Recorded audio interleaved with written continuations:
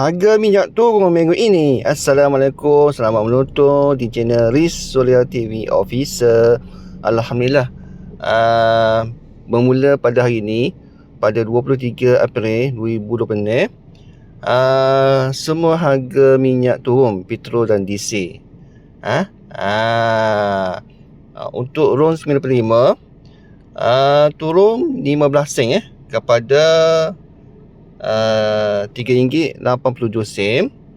RON 97 turun 25 sen kepada RM4.85.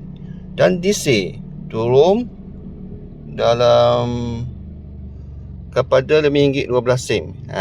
Alhamdulillah.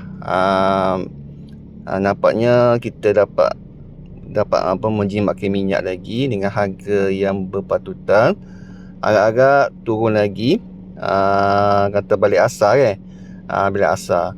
Maknanya untuk harga minyak subsidi kekal RM1.95 dengan kota 1 bulan 200 liter untuk 1 bulan berjimatlah untuk harga subsidi tu.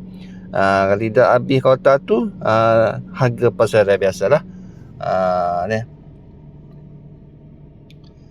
Jadi alhamdulillah, minggu ni kerajaan Keluar Umum bermula pada hari ini dan gunalah sejimat mungkin minyak ni, sebab minyak ni biasalah untuk kegunaan harian kita, untuk kenderaan kereta dan motor untuk sebab dia adalah satu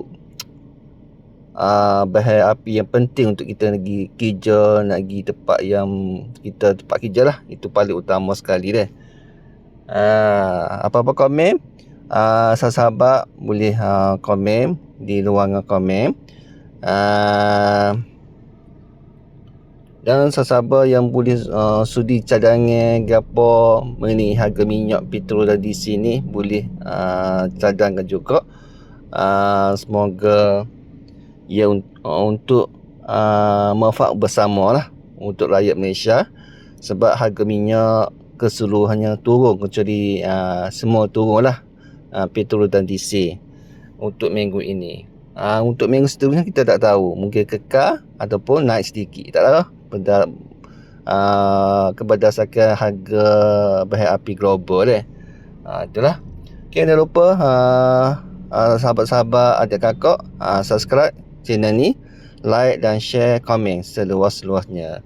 Okey, kita jumpa untuk video yang akan datang. Terima kasih kerana setia menonton di channel ini. Semoga kita konten atau video ni akan manfaat untuk anda. Okey, assalamualaikum warahmatullahi wabarakatuh. Bye.